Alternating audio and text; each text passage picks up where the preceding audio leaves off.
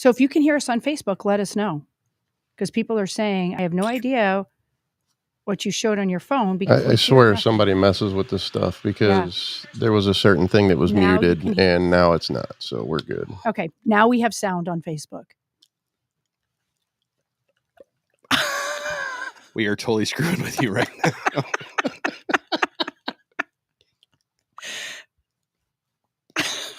This makes for great radio. That's right. Great radio. It's a good thing it's all the show before the show. Oh, my goodness gracious. Well, on my phone, it's going on right now. All right. So earlier, if you saw what I was showing on my phone, go down to the bottom portion. And this is, Lizzie, is it the same for you on iPhone? Yeah. Okay. Let me try it again. So on the bottom, Lizzie and I are showing our phones, and I apologize. Right there where the comments is, there's a little white arrow. Okay, where it says write a comment, little white arrow. If you hit that little white arrow, it will take you to a Facebook post. And then I always put whatever day it is. So like today is Thursday. And so on my Facebook, I put Thursday edition of Cancel This. Well, because I'm already following Cancel This, it actually brings it up as a link. Yeah. And then when your friends and everything can see it, they can actually click on the link and find Cancel This if you have not already done that. But it just takes literally a simple second to do that. You've already kind of fulfilled the share for the day. And then the other thing I was saying is, let's go back to that, Joe. I'm sorry about that. All right. So on the other side, there you go. On the other side, you can see the little people's face on the side of the comment. That's the like button, the love button, and everything. And if you just want to sit there and tap, tap, tap, tap, tap, tap, tap, what it's going to do is obviously just give us a bunch of likes. It helps with the algorithm. So periodically in the show, I might say, hey, let's give a 10-second like or something like that. And that's just all we're doing is trying to boost the algorithm, move the show to maybe some folks that are on your page or people that you know, or somebody that has something in common with you. And it will actually share the show with them to a point. So we appreciate everyone that sends the likes, the shares, and keeps the algorithm going. It's just one of those little nuances that kind of helps with, matter of fact, I see a bunch of people doing it right now. So thank you, throughout the day, you'll actually see me kind of look over to my phone while we're talking. And that's what I'm doing. I'm just tapping the like button and kind of getting things going. There you go. It's that easy. It's that simple. I think you want to just, hey, let's do the show. Let's just start the show now. It's time. It's time. Here we go. Tap, tap, tap, tap, done.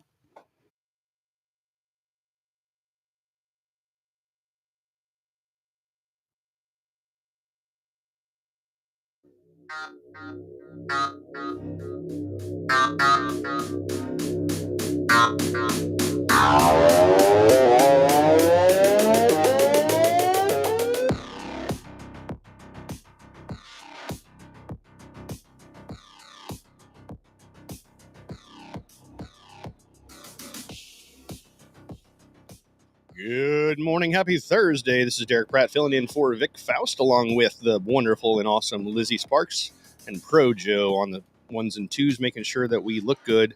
Yeah, wiki. We look good, we sound good, and we have a successful show.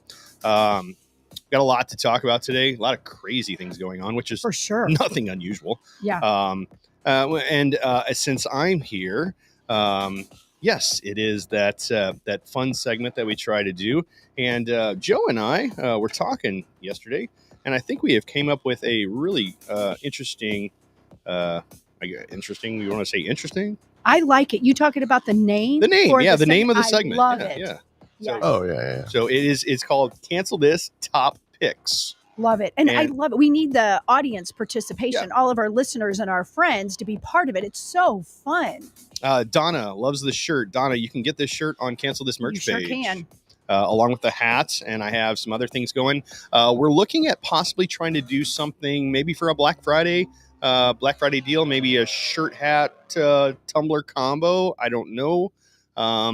It might be one of those things to where we might just throw like a gift card out there, and then at a later time you can do a custom tumbler, a custom hat, and a custom shirt any way you'd like it, just for loving and supporting Cancel This. So it doesn't have to be exactly Cancel This brand, but just a way to support and wear something that you used to support Cancel This.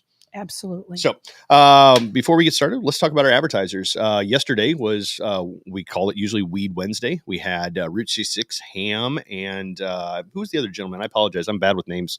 Well, and yesterday, what was really neat, I didn't get to see the whole. Patrick. Yes, I didn't get to see the whole segment, but what I thought was neat with Ham and Patrick, they brought in Greenlight. Yes, I noticed that. I'm so like that. It was our former advertiser, sure. but this is kind of all part of the plan. It was our former advertiser, but then we have a new advertiser, and they're working together. It's just you love when that happens. Well, and it's also logistics when it comes to advertisement. You know, yes. you wouldn't put all your advertising money in an area that you're not in. So like, you know, if I lived in Missouri and my business was in Missouri, I wouldn't put my advertising money in California.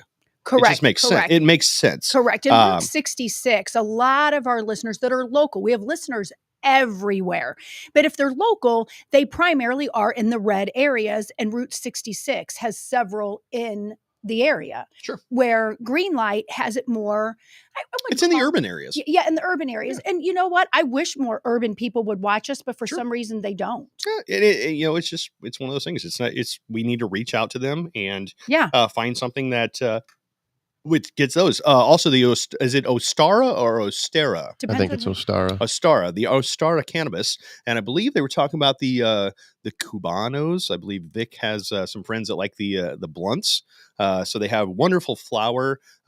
Joe is kind of our resident guru on Route 66 products and everything. You can call me Professor Keith. Professor Keith. There you go. For all your cannabis needs, Route 66 Dispensary, the Ostara brands, and also you can find their brands at Greenlight.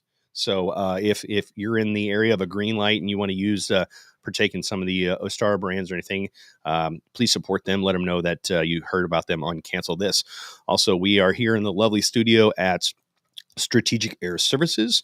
Kevin Maletnik and his crew, they do a wonderful job of anything to do with private air. So if it's something on a vacation you're going on, a business trip, or if you just want to spoil your wife one day and take her somewhere special for an evening far away and then come back, Kevin and his crew can take care of you. They have a wonderful gym facility here. So, you know, if you're waiting for somebody else and you want to get a workout in or just lounge around, Kevin and his crew over at Strategic Air Services will be happy to take care of you. They're also hiring. So if you're looking for a job in the aviation department, please contact them at strategicairservices.net, I believe, correct?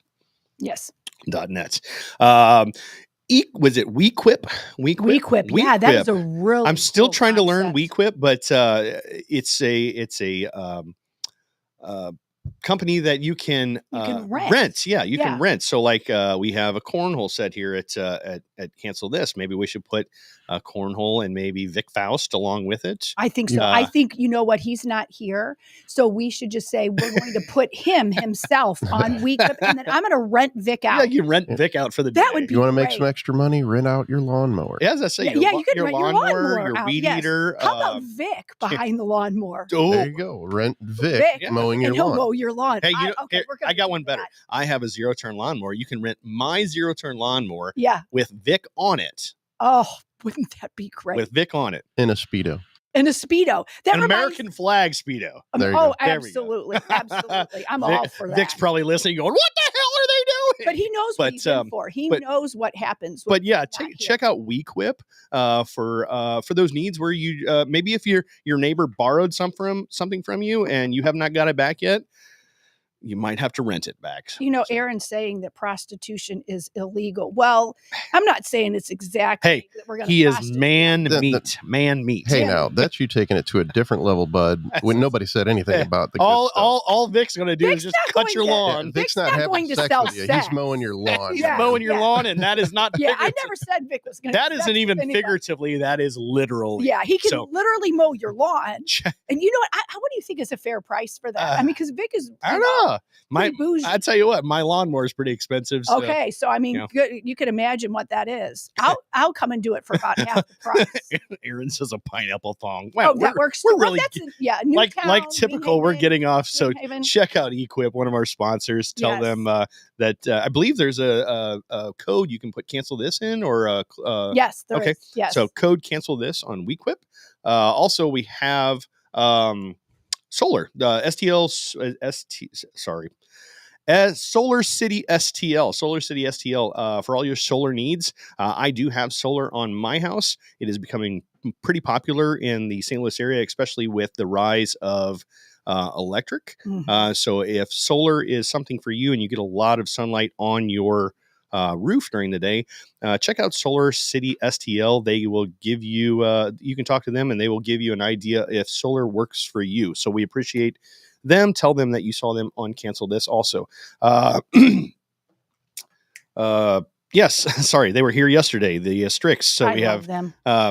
We have Experience Realty with the Strix, and also it's the health and wellness specialist. I believe yesterday when we were listening, when I was listening, they said they were having 3 more locations opening up, 1 in the Kansas City area and 2 in the, you can look on the bottom, Experience Real Estate Partners at 314-76-SOLD, 314-76-SOLD, or see Steve Strick at New American Funding Store Mortgage, 314-374-0770.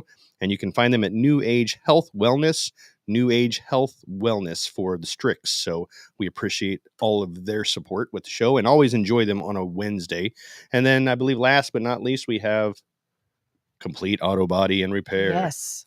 Complete Auto Body Repair. They have many locations throughout the St. Louis area. Plus, they have tow trucks. They're also looking for employees. So if you're in the auto body and repaired field, check them out. They would love to bring you on the team. They have, like I said, many locations, and they are climate controlled. So you don't have to worry about freezing your butt off on a cold day or sweating to death on a warm, hot day in the summer. So Complete Auto Body Repair is our final sponsor of the day. Is that correct, Joe? I mean, we could always do Wendy's. Oh, yeah. Sorry. How could you forget Wendy's? Ben is sorry, listening, Ben. And Ben's going, Derek, you're fired. Wendy's in the Chesterfield Valley. I tell you what, go check them out. Ben and his wife are amazing. And I have not gotten over there with my friends yet. And I keep talking about the New York style pizza from real New Yorkers. So check out Wendy's for all of your cold beverages, your sandwiches, your burgers, and check out the New York style pizza. And check out their cookie dough. I know that sounds funny. Cookie I talk dough. about Cookie dough. Cookie dough. It's so fun. You can just buy cookie dough and eat it. It's edible cookie dough. Or you can make chocolate chip cookies out of it. Hold on. Is there cookie dough that's not edible? Yeah. Okay, that's weird. I don't know. Well, I'll eat cookie dough that's not edible is the stuff that has egg in it. Like raw. Because the egg, raw egg. Yeah, but this tastes like it has kind of raw egg in it. It's really good. So you can go there Cookie and have dough. your pizza and your, I mean, they got so many choices. Cookie dough pizza? You could have cookie dough pizza. It's Have you like ever had cookie dough dessert pizza? Yeah, dessert pizza. Okay. And You I'm could sorry, do that. you can't mention Wendy's without the smoked Oh, you can't with wings. I was waiting for Joe. Joe loves the smoked wings. Is there a particular smoked wing you like, or do you There like is the sweet hot teriyaki. the sweet hot it's teriyaki? so good. So if you've never been to Wendy's or you're a regular, just stop by, tell them you heard him on Cancel This, because Derek completely forgot about him this morning. You didn't forget. You just had a brain fart. Sure, that's what it is. That's I what it completely was. forgot. Yeah, And yeah. Joe that's what reminded happened. me. So Ben, Joe keeps Thank us you. in line. so go try all the great food and the cold beers at Wendy's. And if you get there before I do and you have the New York style pizza, tell me how it is, Yeah. please. Please So- do it. Please do it. All right. Let's get into the show. Lizzie, what do we have going crazy in the world of today? We have so much stuff going crazy. I mean, one of the things is, and a lot of people have probably seen it by now, is in DC, there is yesterday, and they're still there today, is all these protesters, but I would call them rioters. And they want you to believe that they're going after people with the DNC in DC. But that's not what they're doing. If you look very closely, and it depends on which headline that you look at or which story, whether it's NBC or Fox or whoever, they're still acting like that they're pro-Palestinian, when really they should be calling it anti-Israel hate rioters, not pro-Palestinian protesters. I mean, that's two different things. And it's all in how you word. They were literally there yesterday, and they really didn't care about going after the Democrats or the DNC. They were hurting our officers, spitting on them, hitting them, and carrying on. And actually, while we're talking about it, Joe, if you want to get that video ready, why don't we watch that and then we can discuss this, Derek. Here.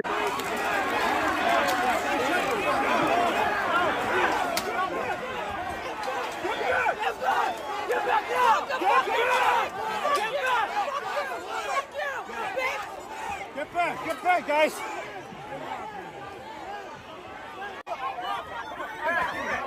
Violent motherfuckers. It's a violent motherfucker. I can shut my cameras off. Oh, shit.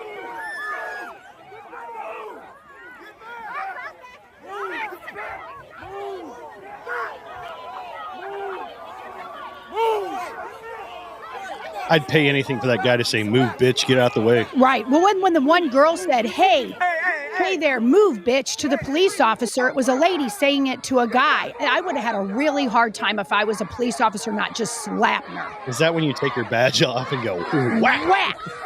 Whack. I think that's the end of it now. But here's the big point is if you look this up, you're literally, like I said just a second ago, they are calling them pro-Palestinian protesters at the DNC in DC. That is not what this is. So they're in front of the DNC headquarters?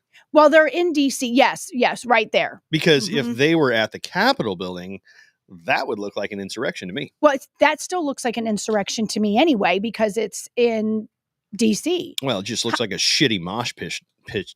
Yes. Ugh, Well, and you know how many people got arrested? Just take a guess. None. One did get arrested. One. Were they flying a Trump flag? Probably. Well, you know that these were all Trump supporters. Sure. But really, no, I don't know that they really were saying they were Trump supporters. These are people that they're saying they're pro-Palestinians. Well, first of all, this doesn't look like a very big group of people. No, Sorry, guys. And you know what? And it may not be, because that's the interesting thing. Well, when you see this, but I mean, well, I saw and it looks like they had like view. a candlelight vigil going on. We don't know what happened in the context coming up to this and how the police might have escalated this. No, I'm not trying to. I'm just saying that the context of this video is missing. Okay, so I saw what was prior to this, and what it is there was quite a few people there. There was hundreds and hundreds of people with Palestinian flags, and they were doing a vigil. And I'm sorry, this might anger a lot of people. Who cares? But if you're pro-Palestinian, you are pro, and we've said this so many times, rapists and cutting babies' heads off and all of that. And so they're there in DC. Now I know that can I correct you on that one? Yes, you can. If you are pro-Hamas, because That's there are true. there That are is there are true. Palestinians, and I know I have friends that are Palestinians, and matter of fact, they're Trump supporters. Yeah, and we had one so, here on here and too so, as well. I would say if you're more on the Hamas side of support, Correct. then you are for the killing of babies and the rape and the murder and everything. Correct. So, Correct. there are good Palestinians out there. There are Americans that have Palestinian roots, and while they still, they still support their Heritage? their heritage. Yeah. That's fine. Not a problem. You don't see me going around with an Irish flag or a British flag or whatever. Correct. But I don't even, fly the Missouri flag. I fly the United States flag, and that's the only one I fly. But going back to that video, first of all, this is why our police officers don't want to be police officers. Right. This is ridiculous. The one lady, I think it was the black lady that literally spit in the face of that cop. She spit and then called him a bitch. Yeah, I'm like, I'm sorry, but there would have been 3 hits. Yeah. Me hit her hit the ground, and the ambulance hit 90 getting her ass to the hospital, because that is just inappropriate. You don't spit on anybody. And furthermore, with all those people that are wearing masks, why aren't they social distancing if they're so worried about it? Right. Good point. Good point. And of course, we who have common sense know the mask has nothing to do with their health. No, it's It all has- about concealing their face. Correct. I mean, because, I have been in the hospital a lot lately, and the doctors are not even wearing masks. I mean, I saw a lot less people there wearing masks than I do at this rally. I mean, that's not a thing. Even doctors, with my father-in-law being so sick, nobody really had to wear masks. And so what's so interesting about that is, but they do. I mean, the whole Donna says they're doctors. they're doctors. doctors. Oh yeah, who's doctors? The people protesting their doctors because they're okay. wearing masks. Well, good. Oh yes, that makes good But sense. I like what Jay says on the chat line. He said, it's time to let the police return in kind. Gosh, wouldn't you love that? Yeah, I really do. They're human beings. And you know what? I say, if if somebody's fighting one way at you, put your gun down, take your badge off, and just start beating the hell out of them. Yeah. Seriously. Yeah. I mean, I don't even know how they have that much restraint. I don't know how they do it. Because they're good people. They are right.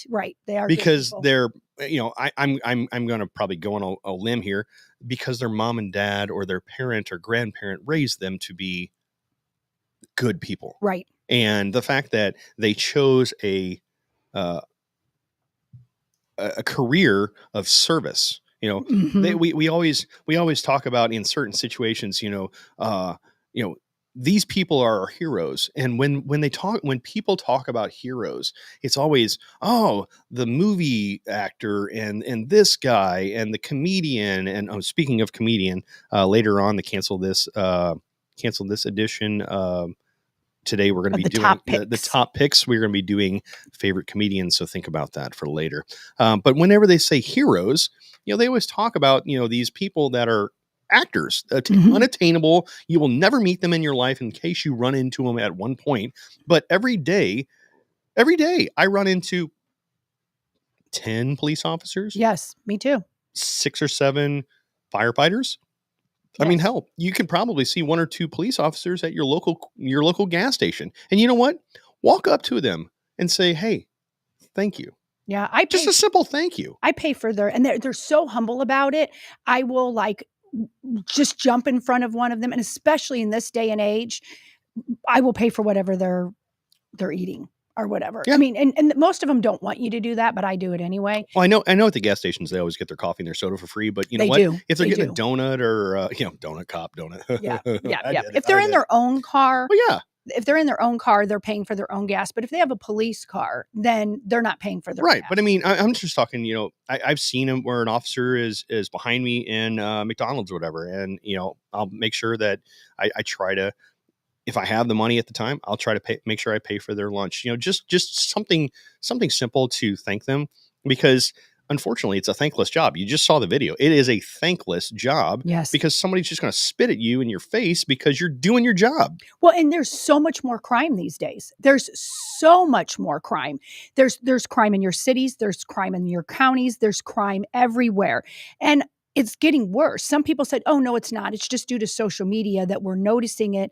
No, just for example, there was somebody, carjacked here in St. Louis. Actually, I think it was in Ferguson. And that was one nice thing that the police chief and the mayor did say. There was a carjacking last night and the person is already out. So finally, these people in Ferguson are saying, hey, there's a problem with our justice system. And you want to go, no shit, Sherlock. I mean, you're just now saying that you think there's something wrong with that when it comes on your doorstep, when you all wanted to defund the police. I mean, but it takes the crime to be on their doorstep. And the average person can't just be like a Cori Bush or something like that uses government money to hire your husband to guard us. We have to use a Smith & Wesson. I like what Aaron says. He says we need to let men settle things. Men, and when we say men, how about mankind? Mankind. Women and men. We need to let men settle things the old-fashioned way. We have a more polite society by doing that. I remember my dad talking back in the day in high school. If you had a beef with somebody else in school, the gym teacher would take you guys out to the baseball field, put some boxing gloves on you, yeah. You duke it out for, until you gave a little mercy. And then at the end of the day, you shook hands and went on your ways. Nowadays, these little assholes, you have a grudge and then, they shoot up schools. Right. They shoot people now, or they get in a fight, or there's 15 of them gang up on a kid. Right. Well, that's because there is no masculinity anymore. No, true. That's being It's toxic. done away with. Yeah. Well, That's a very good point. I mean, and that's all purposeful as well. I mean, all of this stuff is purposeful. So what I'm saying is, like, the majority of kids these days don't have that masculinity to handle things that way. They have to, if they can't handle it verbally, then they have to resort to violence. And since they're not masculine, Yes. well, the first thing they're going to pick up is a weapon. Well, and I always, I always talk. That is true. Think about that. Have you seen, if you see the little kids, and I try not to be that critical, but you look at, say, a 14, 15-year-old boy. They're not the 14, 15-year-old boy. And I'm not calling all kids this way, because most of our listeners, that's probably not the case. But you look at them and they're not riding their bikes anymore. They're sitting on electric scooters with their phone. Yes. With an electric scooter. And they have their hair all coiffed instead of this muddy kid on their bike that's just been in the dirt. It's all, even those playthings are planned. You know what's funny is it's a play date. We didn't have play date. We didn't have we didn't have play dates. We had the old fashioned, especially in the summertime. If you weren't up by 7:30, your friends were knocking on your door at 8:00, and you always knew where all the kids were because there was a crap load of bikes in one area. Mm-hmm. Or if there was a field, they were playing soccer or football or something. And there was times where I lived in South County, and I would be 5 miles away from my house with a group of friends on our bikes, and we would always have $5 or $6, because back in the day you only needed $5 or $6 to go to the gas station and get you a soda and a sandwich or whatever. So you could literally, on $3 or $4, have a great day and probably move around a 10-mile radius of your house. Oh, for sure. And your parents had no clue where you were. No idea where you were. And that started with the thing too, with social media, that people would see that there was all these kid abductions, and and yes, there are kid abductions, and they happened back then too. They did. They happened. That it's just now we're seeing on social media, and now there is sex trafficking where kids are abducted. But that being said, our parents didn't even understand that was going on. And it's just, they just would tell us to stay away from the ice cream truck. Well, it's stranger danger. And that's the other thing is, one of the things I can't think like one of these idiots because they're disgusting, but when there was a group of kids together, it's less likely to pick one of them off. For sure. If you stayed in group, power and numbers, that's just like the mob mentality that we've been talking about for the last several weeks, good or bad. People will do things in a mob that they wouldn't do by themselves, but that also, they are more protected than they would be totally by themselves. So, I mean, it's just, you just can't even imagine all the stuff that's going on right now. There's just so much. And the other thing is, these kids get their feelings hurt really. I mean, that video is a bunch of kids that got their feelings hurt when they were younger. Correct. And they weren't told, suck it up, buttercup. You bet. Life is not as easy as it's going to be. But you know what? You can spit in a police officer's face and they can't do anything back to you. That's bullshit. That's exactly right. That's bullshit. That's so exactly to all the police officers out there, to all the law enforcement, to all of our military, thank you. Thank you. Thank you. Yes. For everything you put on the line for us every day. It is not your responsibility to put up with this bullshit. And that's what it is. So thank you so much. It is. Thank you. And if this is not considered an insurrection and they're not arresting people and put them in the gulag like all the J6ers, then you know what? You need to let them guys out, because all they did was be escorted in by police. Yeah. Escorted. There's a difference between escorted into a building and now being called an insurrection than spitting in a cop's face. Now, don't get me wrong. I guarantee there was probably some rowdiness going on J6. I'm not going to, put that down or say that didn't happen. But the fact is, when you have video, and everything is relative, because there is always before and after the video, you're getting that snippet of video. But when you're seeing police officers opening the gate, hey, come on in. And if you're seeing video of all these people in the Capitol, which is the people's house. It's the people's house. We own that. We pay for it. It's not theirs.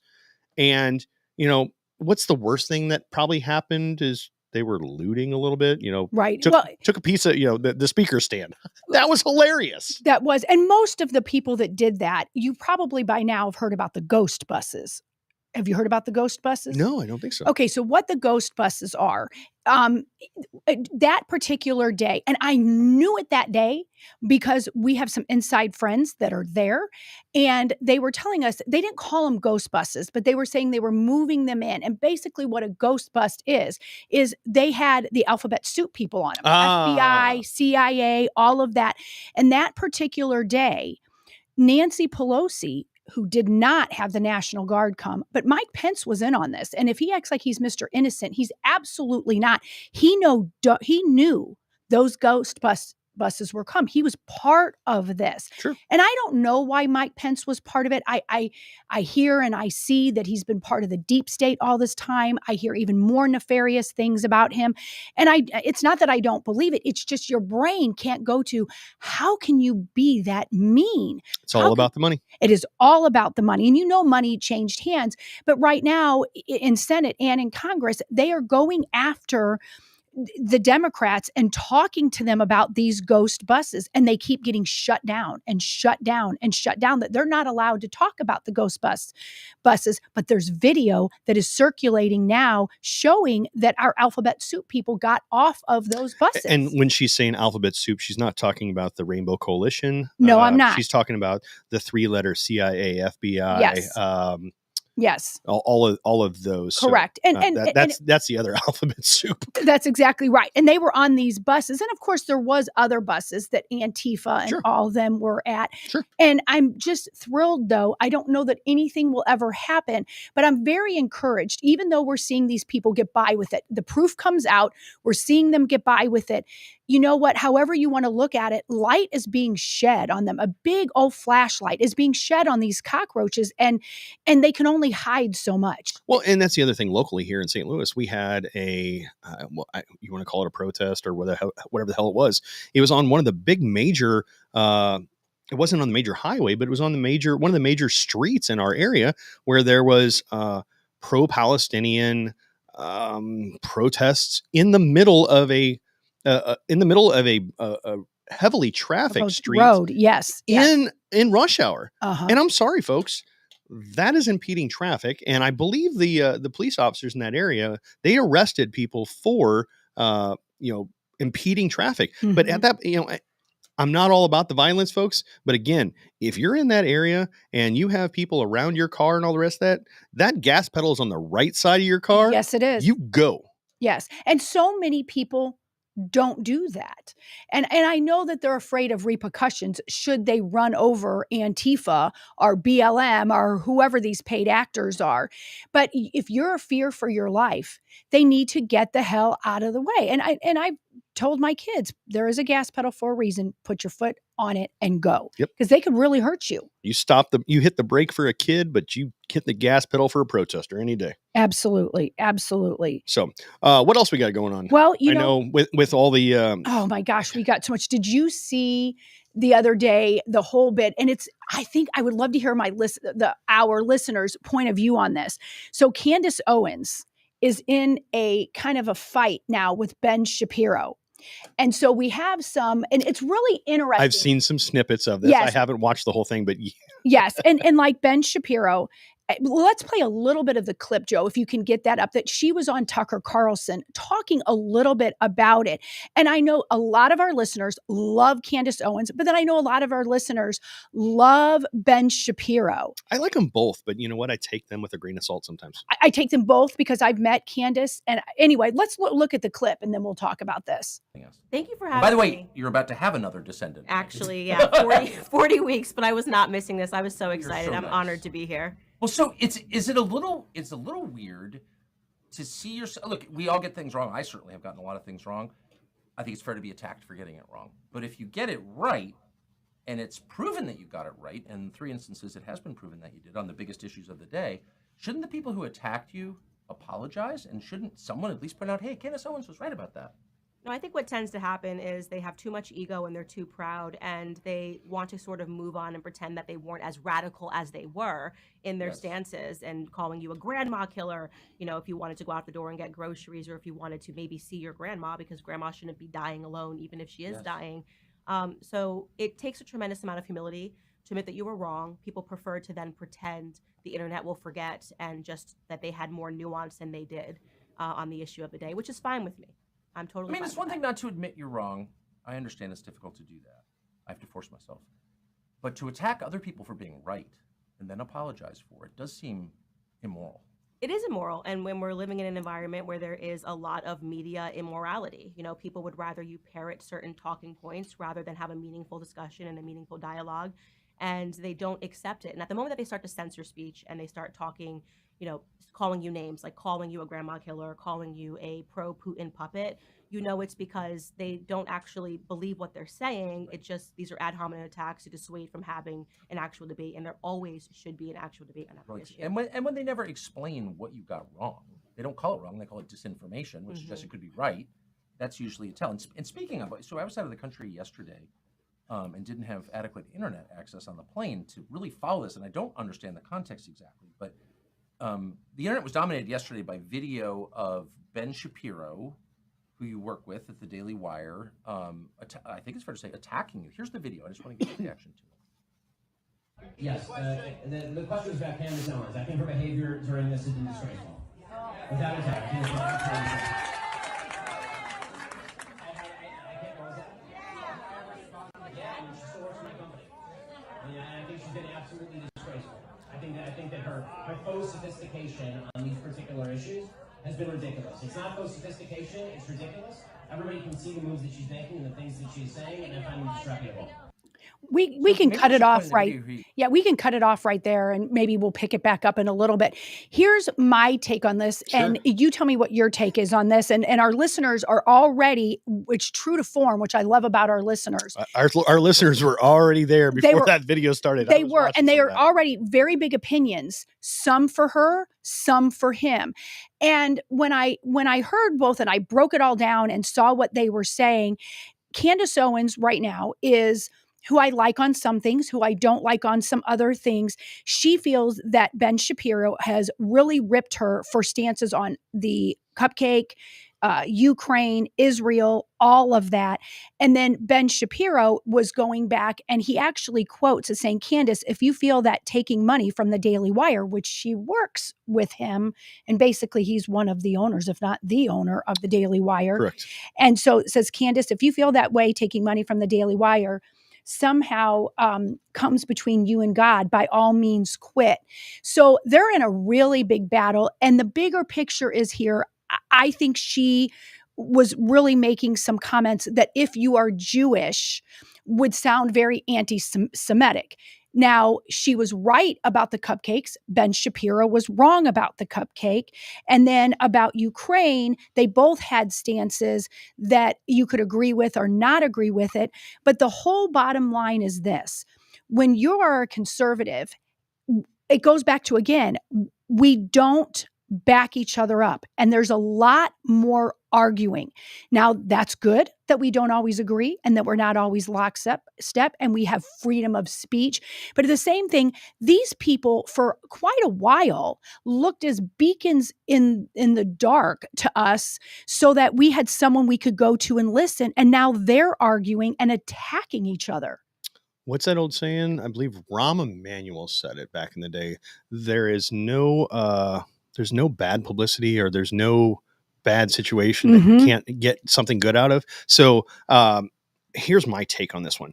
I agree with you. I do agree that Ben Shapiro and Candace Owens can be right in their own ways. Yes. The fact that they work together and she is, I guess, under the umbrella of the Daily Wire and everything, calling, I don't know if you want to call it an employee, but calling one of your employees out in public, don't do that, for one. And two, is this hurting the brand or is it helping the brand? Because Correct. if you have two of the same people in the same brand, Correct. that may be like two pieces of sandpaper to a point, very similar in grit, yes, but just enough to rub the other one raw. Yeah. and then have a conflict because, people watch conflict. Yeah, people I mean, kind of like Yeah, conflict. they like to see it's like the train wreck. Yes. It Yes. just happened, but you got to slow down and watch it. I mean, or the car accident on the highway. There's nothing going on this side of the highway. Everything's on the eastbound side. You're driving on the westbound side, but somehow, some way, the westbound side is slowed down and stopped because you're watching the shit show on the other side. So my thought on this one here, is Ben right? I don't know. Is Candace right? I don't know. They might both be right in this situation. Well, and it But depends it's on the it's perspective. perspective. It is perspective because, as Troy says, Ben Shapiro, he doesn't believe Jesus is the Son of God. He's Jewish, and Correct. obviously, Correct. he's so not he's going to see it differently. true. He's not going to see it the same way a Christian is, and that's fine. And if you're a Christian, like Troy is saying, he agrees with Candace because she believes in Jesus. So case closed. My thing is that I agree with Candace for sure on the Christianity part, but there was some things that I disagree with her as well. And the whole thing is, if you are an employee of a company, you don't have to just do exactly as they say, but in front of people, you might want to have a united front, because if you don't, in the end, it does crumble. Whether we like it or not, it crumbles. I don't know, something like that size, and especially like I said, when you got that two personalities where that friction is right there, but they still can cohesively work together. But now, do you think they can cohesively work together? Now, I'm not sure that it's all about the money. Yeah, believe me. In the background, they're probably hey, blah blah blah. That's true. We could be being played on all of this. Could be. Yeah. It's no different than politics sometimes. Money talks, bullshit walks, unfortunately. But when it comes to even politics, I guarantee it, the Republicans and the Democrats are showing a wonderful front for the cameras. And then in the background, they're all sitting around in their offices drinking a whiskey or a hot toddy or whatever the hell they drink, laughing at all the rest of us. Correct. Because we're the idiots. Yes. We are the idiots. I'm sorry, folks. And to your point about that, I was when I was with a different radio program over at iHeart, we went to a thing that she was supposed to be speaking. And so, the MC also worked for iHeart, and then we had all of our senators and all that. But most people didn't come for the senators or the MC or iHeart or any of that. They came for watching Candace Owens. Sure. Filled the place. And how the MC and how all of the senators and all that felt that she treated them was not good. So were they ass hurt?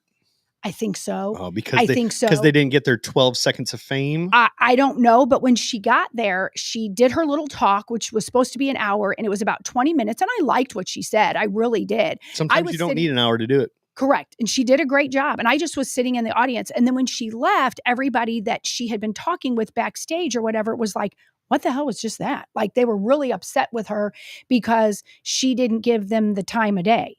So, I mean, everybody can get butthurt for different reasons or whatever. And it's just like Bindi was saying on the chat line, people love drama.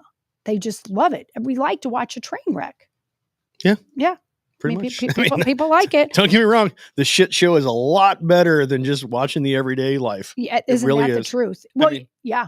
I this past weekend went deer hunting. I know Joe put the picture up early on the show before the show the other day, but analogy with deer hunting, while you're sitting around and nothing's happening, I am bored out of my mind. Bored out of my mind. Yep. First time you see something brown or you hear something, and I swear to God, I hate squirrels. I hate squirrels because they don't hate you. Oh, but here's the thing: is any movement, any sound you hear in the woods, your ears perk up. Your eyes are, your head's on a swivel, and that adrenaline comes in. So it's one of those situations where when there's friction and you see the train wreck, inside your adrenaline kind of pumps a little bit, and you're like, true. What's going to happen next? Yeah. So, I mean, we're wired that way. We are wired. We're wired for that adrenaline, especially like on Facebook or any social media. It's that high of how many likes did I get? Or, everyone's looking for gratification.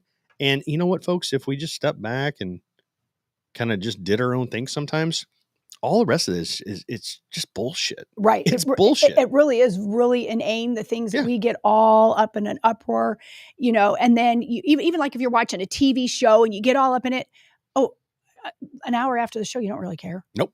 Now, if you're watching a hockey game or a baseball game, maybe an hour later, I'm still a little pissed off because, they might have made a bad call or the ref might have did something wrong. But after that hour later, I don't care. Yeah, Really right. don't. That's right. It's like, I mean, it seems like even the World Series and the Stanley Cup. Well, I'm going to retract the Stanley Cup. We cared about that. We still care about that.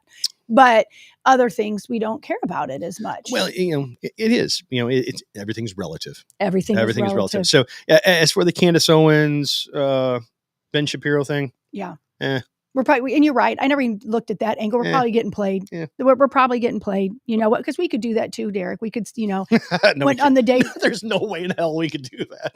Well, no, we're not that big, but we could, like we could say some things about Vic while we're here, like we were going to run him out. Run him out. We're going to rent him out. Yes, we rent him out. Sorry, Vic. We're going to put you on Equip. We are going to put him on Equip.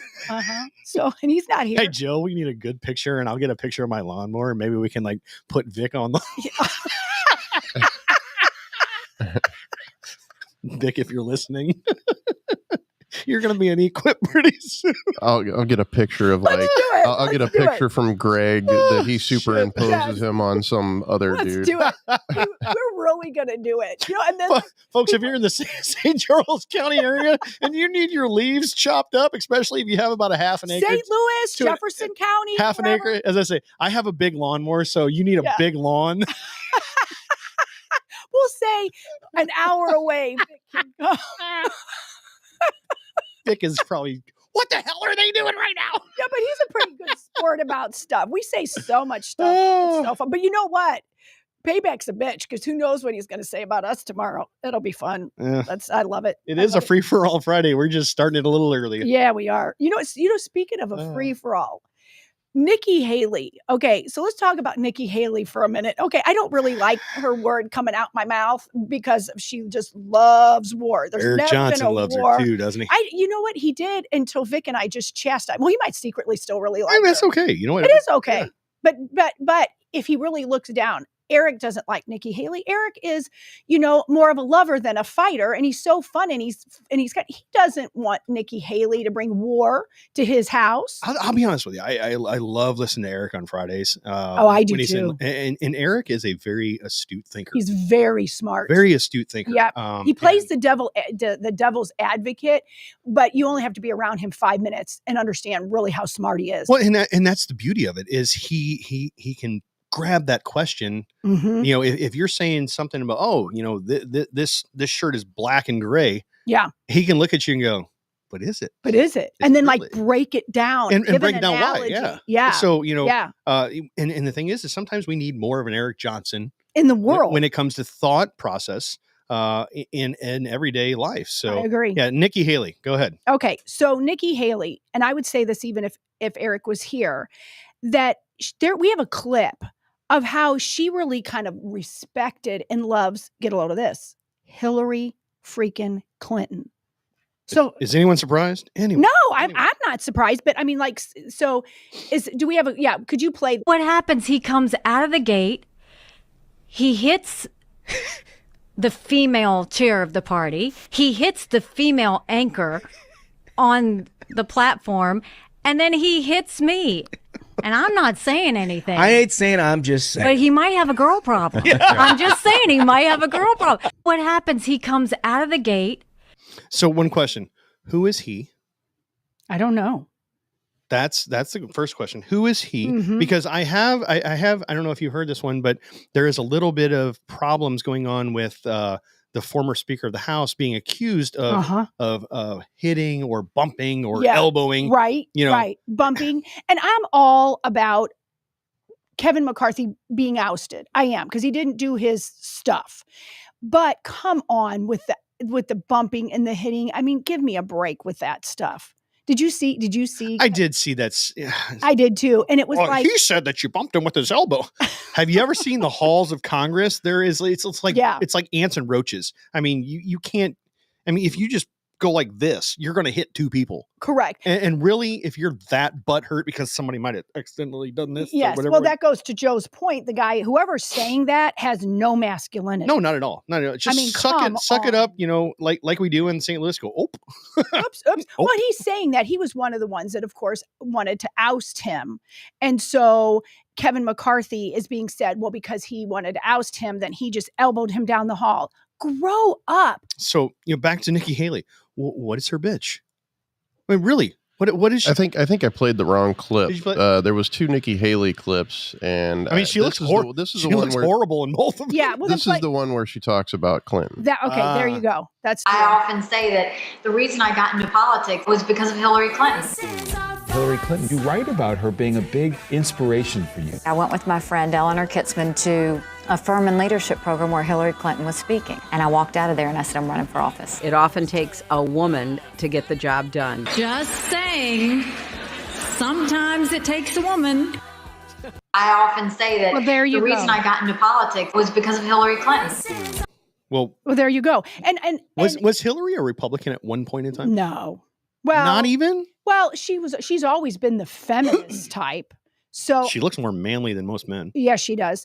And I think that Nikki is I hate to throw the word rhino out because she's a rhino. She is totally a rhino. And that means a Republican in name only. There can be conservatives and Republicans that maybe don't vote exactly like you are, but they are Joe, conservative. I'm thinking that maybe this is just a little out of context. Maybe Nikki. I think a lot of it's out of context. To be honest, maybe Nikki Haley was talking more about the fact that she saw another woman in politics, and that's what inspired her. Maybe it's not her politics that inspired her, but just her being a woman in office. Totally agree on that one because little girls. I mean, my daughters are daughters, and they look up to certain people.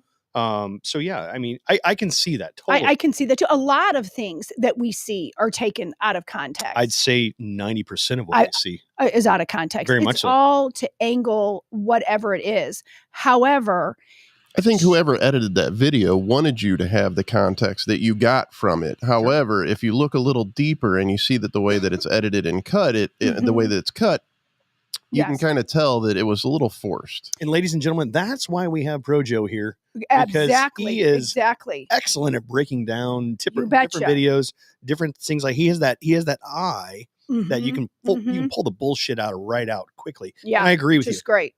But I will tell you this. I mean, the pantsuits. Oh my God, those pantsuits are horrible. Well, she does like the pantsuits. She does like the pantsuits. But I still say that Nikki is not the conservative some people want her to be. Now, if you like war, she's your girl. And some people do like war. I don't. Well, I prefer not to have one. And I definitely prefer not having America involved in wars. I agree with you. Hey, Nikki Haley has shown her hand many a times that she is in the swamp when it comes to warmongering, loving war. I'd say she's like the female version of Lindsey Graham to a point in that situation. That's a good analogy. That is good. But I mean, and I would put that in the fact that she's probably been in the swamp enough for a long time to basically be dirty to the knees without wearing her waders and her boots to where I'm sorry. Again, I'm 42 years old, folks. I'm just past that Generation X, but I'm still a Gen Xer because of the way I was raised. And I never understood. I understand. I know why, but my thought process can never understand why the United States of America needs to be the police of the world, for one. But two, why would we send our Americans over to another country to fight their battle? Correct. Have you ever seen any other country? Well, you know why people say that? I know. It's so that it's money. It doesn't bring it. Well, we know it's about money, but they say it so it doesn't come back on our soil. I used to believe that hook, line, and sinker when I was much younger, that is better that the war's fought over there. If not, it's going to come over here. But now we know it's all about money. It's all about money. It's always been about money. And the fact that oil, you're correct. Jay said it correctly. Oil.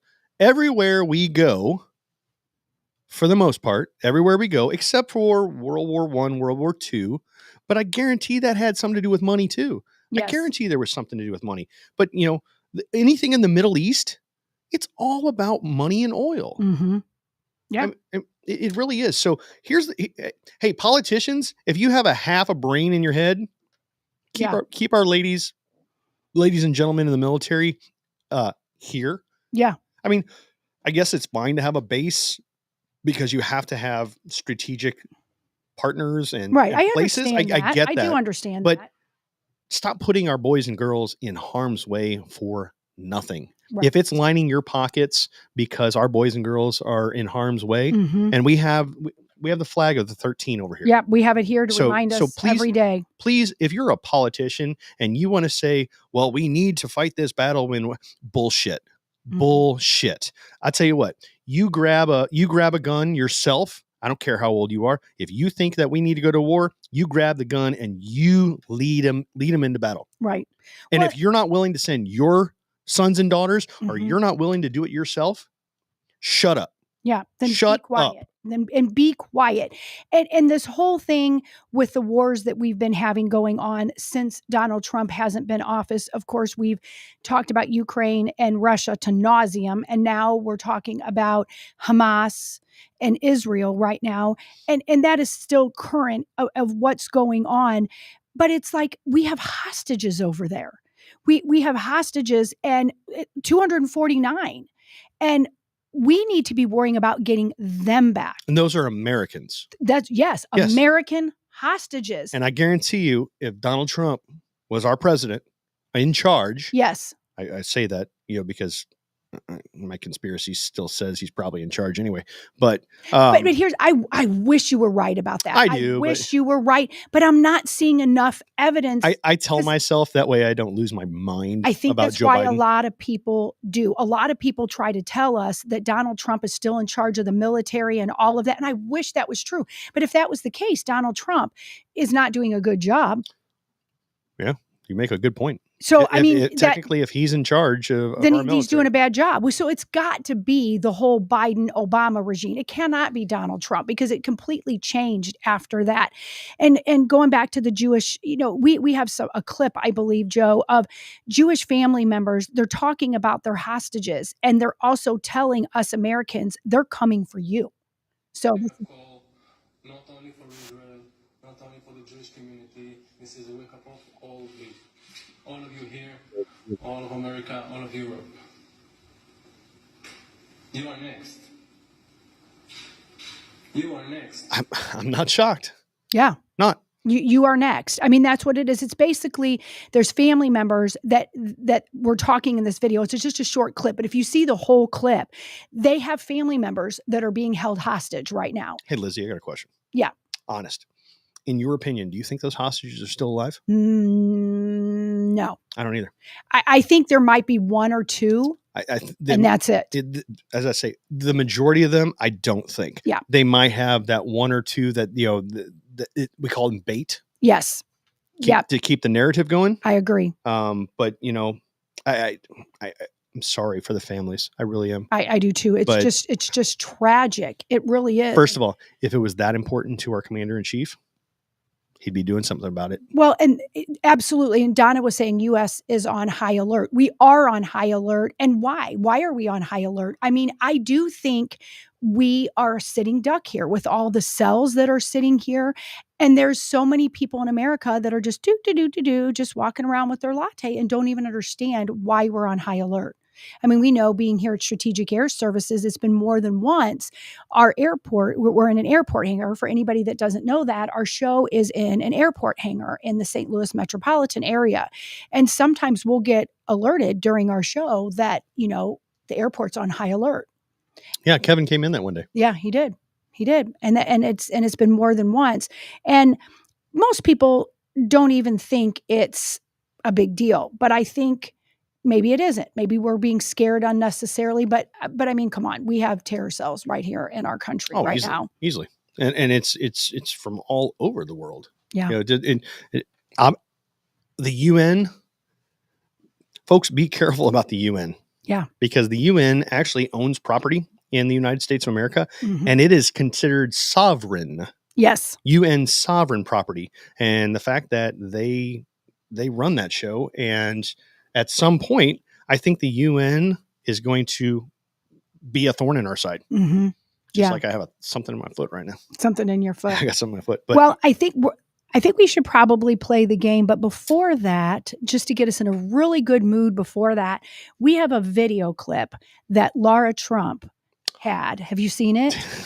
It's so how cool great. would that be if President Trump was your grandpa? Yes. So being a school lover myself, Laura Trump invited her father-in-law to her baby's preschool. So let's see this. Welcome inside. Don't you ever grow. Just do this a little. Oh, darling, don't you ever grow. Don't you ever grow. Okay, Carolina, show us your dad. I won't let nobody hurt you. I know, right? Show Grandpa. And no one will desert you. Darling, don't you ever grow. Don't you ever grow. Just do this a little. Oh, darling, don't you ever grow. Don't you ever grow. Okay, Carolina, show us. I will tell you this. Sweet little Caroline that has her grandpa come to preschool. Well, you know, in the elementary schools here, they have Grandparents' Day. Yeah. And because of the new security issues and everything with schools, I believe it's the kindergartners are the only ones that can have a grandparent there. I mean, it used to be there was at least 2 adults for every kid on Grandparents' Day. Yeah, I still think it depends on the school, because I know my kid's school can still have a whole bunch of grandparents all the way up through high school. Yeah. But there's definitely schools that they can only have kindergartners. But I mean, my kids were excited just to have Mama and Papa there. Yeah. Can you imagine? Yeah. If you were in Caroline's class and your grandma and grandpa are sitting there and President Trump walks in, you're like, wow. Oh my gosh, wouldn't that be so cool? And I love the relationship between Eric's wife, Laura, and her father-in-law, Donald Trump. She just loves her father-in-law so much. And that's one of, I mean, you know, you see many different sides, and we've always, throughout the years with Donald Trump, we have seen so many different sides of him. Yes. You know, I know for a fact that there was, I don't know if you're a fan of the Practical Jokers.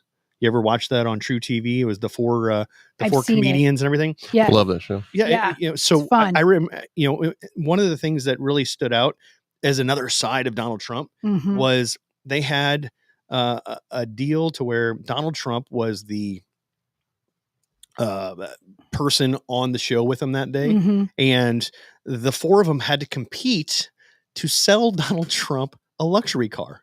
Love that. They all 4 had to pick a luxury car that they thought Donald Trump would want as his next vehicle. And obviously he wasn't going to buy it because it was probably 4 of Donald Trump's cars. But you know, one of them picked an exotic sports car, Lamborghini or something like this, and blah, blah, blah. And then one of them pulled up in a Rolls Royce or a Bentley convertible, and Donald Trump's standing there with a bag of golf clubs.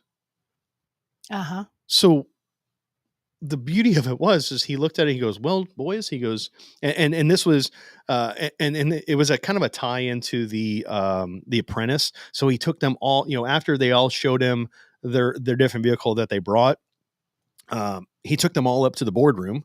And you know, the typical, they're all sitting on the one side, he's sitting in the big chair, and you know, he looks at him, he goes, well, you know, you picked this car, and he goes, what a fantastic car it is. He goes, but you know what? He goes, it's just not useful for me.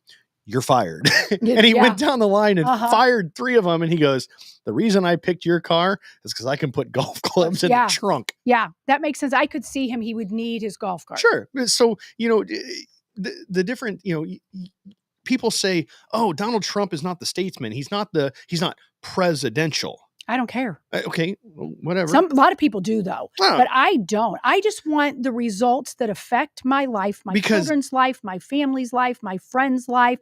I don't care if they mean tweet. I don't care if they do whatever. Even as much as I make fun of Joe Biden, if he had good policies, even though he falls down the steps and slurs his words and all that, but I could still get $1.39 gas. I could still go to the grocery store and not spend $80 when I could have spent $40, and so on and so on. My electric bill skyrocketing, and people telling us I have to get a certain kind of car or whatever. I wouldn't care. I wouldn't care if he's falling down the stairs. I wouldn't care what he had. I do understand that I like decorum at the White House, but I mean, the decorum didn't get bad starting with Donald Trump. I mean, Obama already didn't have the tie and this and that, and invited hip hop stars in there all the time. So, I mean, it depends. That's still the eye of the beholder. Well, here's the thing on that one. I wore a suit and tie for many years when I worked in the funeral home and everything. And yes, there is a time and a place for proper attire. True. But you know what? You don't have to be on the game wearing the monkey suit all the time. You can still do the job as president in a pair of gym shorts and a t-shirt. You can still do the job of president in a polo shirt and a pair of khakis. You can still do the job of president wearing the suit and tie. Mm-hmm. Yeah. So the clothes, they always say the clothes make the man or woman, but you know what? It's just clothing. If they have a... So what about the guy that we've been giving shit for dressing down when he goes into Congress? I get his name. Fetterman? Yeah, Fetterman. Yeah. So, I even really don't care about that. I don't. It doesn't bother me. I don't care. I mean, yes, my brain is conditioned to, that's nice when they wear a suit and tie when they go in. But I really don't care. I really don't. I don't care if Fetterman, even like I said, Joe Biden falling down the stairs, if Fetterman could look like a frump and kind of look something from the Addams family, but he still put America first. I'm not even saying make America great again slogan. That's not what I mean by that. That they put America first and not Ukraine first. They put our safety but he doesn't. Fetterman is a puppet for the DNC. Uncle Festerman, as Aaron says. He likes the open border. I mean, who loves America by securing the border, backing our police. It's the policies. Paying less taxes, all of that. This isn't even about Republican and Democrat. I really don't care. Joe is absolutely right. I have given my fair share of shit to Fetterman with how he dressed. But in real honesty, I don't care. Well, I also agree with Derek that there's a time and a place to dress appropriately. And I think that you shouldn't go into Congress dressed like you just came from the gym. Yeah. However, now you say gym. Yeah. There is an actual, because there is. Does he really go to the gym? No. But he dresses like he does.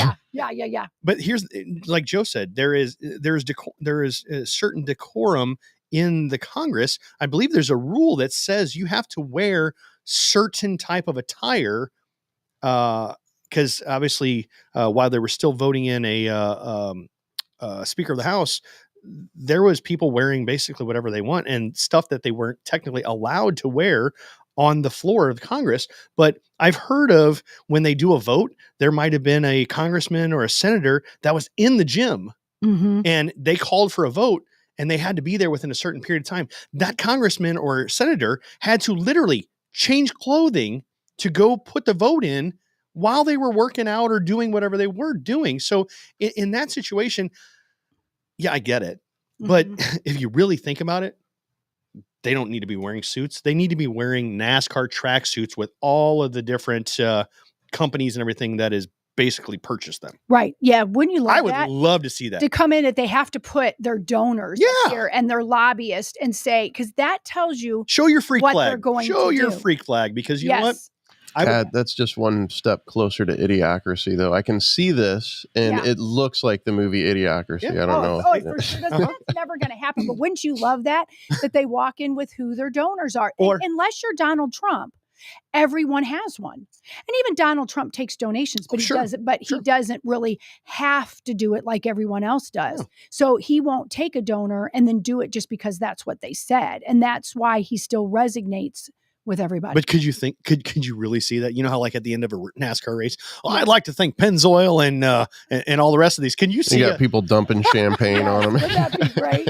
You go over there. Oh. You just got finished doing a session of Congress, and you got somebody shaking a Bush Light over there. Right. A couple girls in bikinis holding trophies. They're screaming, I'd like to thank, my donors, this, that, and, Big Oil and all the rest of the stuff for, supporting my country ass for quite a while. Here I've been in DC MC for 12 years, and I walked in poor as can be, and I'm a multi-millionaire. So, blah, blah. But yeah, that'd be hilarious. I would love it. That would be so fun. You talk about, like what Joe said, no decorum, but that would be a blast because most people don't even know who their donors are. I know in the state of Missouri, it takes a little digging when it's not election time, but you can find out through an MEC report who their donors are. But then wouldn't it be fun if you printed it off and said, okay, here's your shirt. Yeah. You could do, that's your next thing. Print them all off and say, these are your donors. And when you go over, if we take a visit to the state of Missouri and just start handing T-shirts out yes. to different senators and Congress people and be like, all right, you're wearing this for today. Well, why am I wearing this? Well, it has all your donors on it. We figure we just let everybody know who it is, who's paying for you. That's right. I love it. So, I love it. All right. Fun segment when Derek is in. We have finally named it. It is the Cancel This Top Picks. Cancel This Top Picks.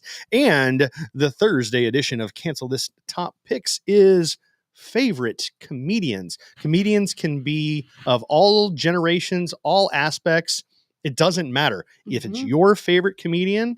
That's a rough one. It is. It is a rough one. There's so many good ones. There's so many See, I think there should be two different categories. I think there should be old and tried and true, and then what's current. Because I have a lot of current ones that you could put up next to some of the, and it's obviously you're going to go with the older ones. Okay, so let's do current right now. Say within the last, I agree, Joe, because when I was thinking about this last night, and I'm not going to say the names because we'll be doing that. Sure. I was like, gosh, I like this one from the 1950s, but how would they hold up with somebody today? So let's say in the last 20 years, is that good? Ooh, 20 years. Or 10 years. What would you guys say? What do you guys want to say? 10 years would be good because I know a lot of current comedians. I do know, I'm very fluent in comedy, but fluent in comedy. Right.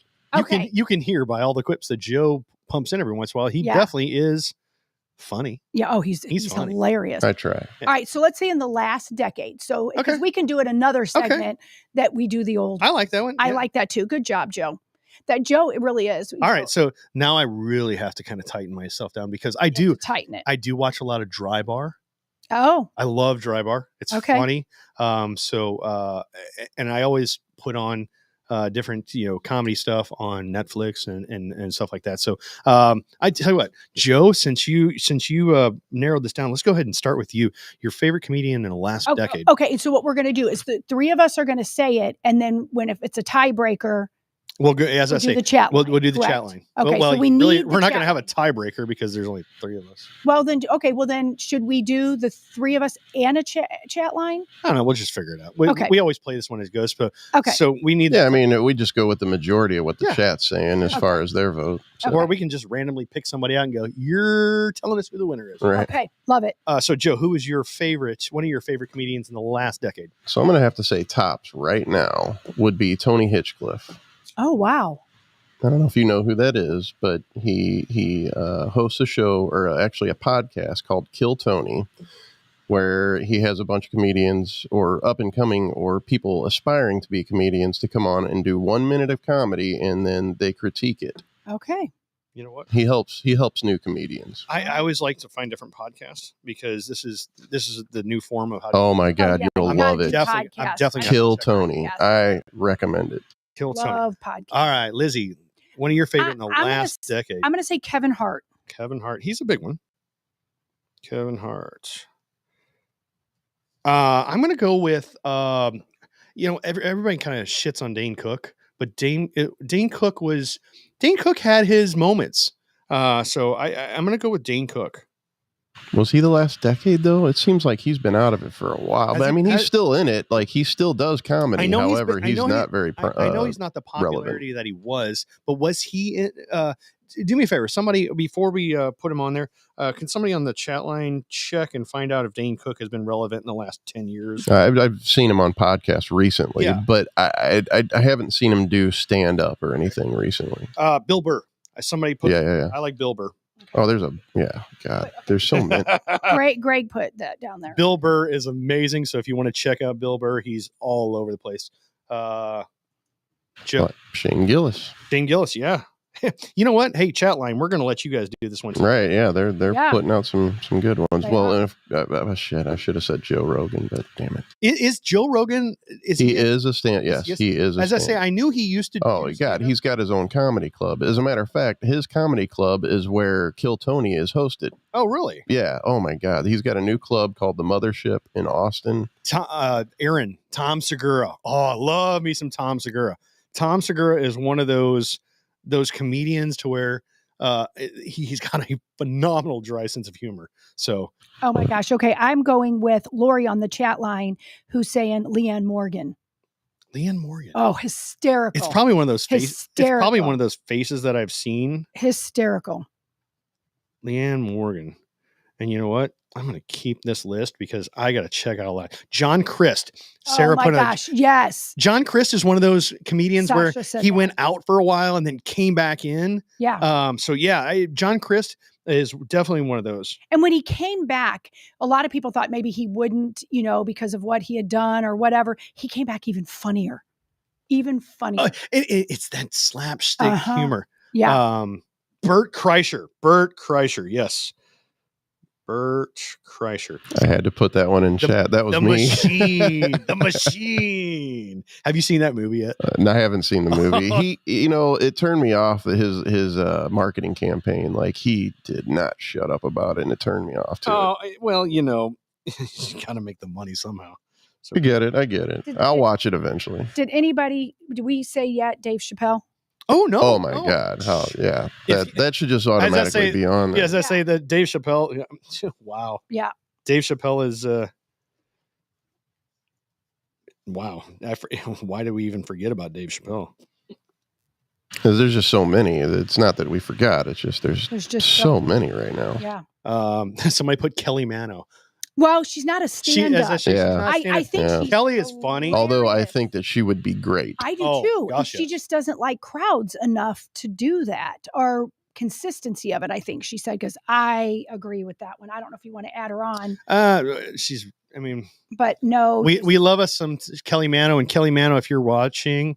We think you are funny enough to love you. I do. I love her. I want her to do open mic night, at least an open mic night. I would love to go see her do open mic. I think she would do phenomenal. Oh, I see another one I really Fluffy. Gabriel Iglesias. Okay, and I've got to say this. Sasha said this. My middle daughter was friends with his son because he's a local guy. I think he might have just moved, but Tim Hawkins. Tim Hawkins. Yeah, he's a Christian. Never heard of him. He's a Christian. If you have not seen him, guys, you've got to look him up. He does Christian comedy, so there's really no bad words or any. But that's like Dry Bar. Hysterical. He is hysterical, making fun of. he's a Christian, but he makes fun of the Christian faith, and it's so freaking funny. Tim Hawkins. Yeah, we'll put him against John Crist and see. Oh, wow, yeah, okay. Oh, look at Greg put another one. Otherwise, he considered current. Who? Yeah, well, I think he's done some stuff in the last decade. Okay. Who's that? Jeff Dunham. Oh shit, yeah. Yeah, he's still yeah, he's relevant. I think the last time he was in the St. Louis area, he was at the St. Charles Family Arena, and the nosebleed tickets were $150. Aaron, I like that one. Yeah. So, Jeff Dunham. Aaron, I definitely like that one. Theo Vaughn. Oh, hell yes. Yeah. Man, this vent just makes it sound like I'm in the shower. Is that the vent? Yeah, there's a vent right above my head, and I can't do anything about it. It does sound like you're in the shower. It definitely. What's your? What does that say? Joe's over here just. I'm just washing. Away. Got my shower cap on. We have 2 spots left. 2 spots left. 2 spots left. What are we throwing out there, folks? Trying to think. 2 spots left. Trying to think. Is Adam Sandler current? No. He's not current. No, Adam Sandler is probably back in the. I don't think he was stand up at all. No, he did stand up back. He did it back in the 90s. Back when he was in SNL or Okay. So we'll put him. Yeah, he's definitely not in the in that aspect. And Jeannie, I'm laughing because she's like, shit, I don't know any of these people. Laugh out loud. I'm kind of like her. Some of them I know, some of them I don't know. So, Jeannie, I don't know if you have a smart TV. I have a Samsung smart TV, and the Samsung free TV or whatever, they actually have a TV show called Drybar, Drybar, and it's based out of Provo, Utah, and everything is clean. It's clean comedy, so it's not like you're hearing the F-bomb and all the rest of it. So it's a good, clean comedy you could watch with your kids and all the rest of that. But the beauty of it is these comedians have to really hone their skills mm-hmm. to do it. So Yeah. I applaud them because I will sit there and just watch hours because dry bar comedy is just it's fun. We got 2 more spots, so we need 2 more comedians. Louis C.K. I know that he's yeah. been canceled and back? he's back. Is he back? Yeah, he's been on a couple podcasts recently, and I mean, yeah, he's definitely working his way You know back. what? It's to the point. I like Louis C.K. and I don't think we have any females on this list, by the way. We do. We St. do. Louis. Do we? St. Louis. Madigan.